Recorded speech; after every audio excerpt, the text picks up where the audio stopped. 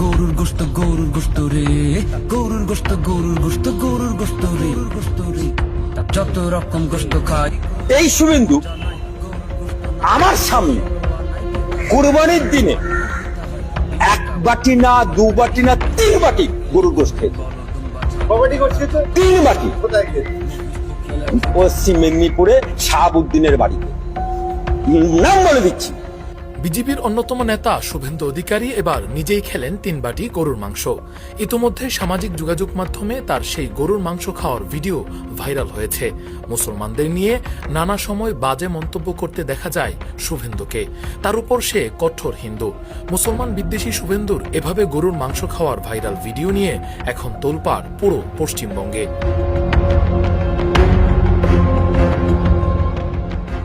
ভিডিওটির সত্যতা যাচাই করতে গেলে ভারতীয় গণমাধ্যমকে এক ব্যক্তি বলেন, 1 বাটি নয়, 2 বাটি নয়, 3 বাটি কুরবানির গরুর মাংস তাদের সামনেই টপাটপ গিলে ফেলে সে। আবার রাতে খাবে বলে আবার টিফিন কেরিয়া করে বয়ে নিয়ে গেছে।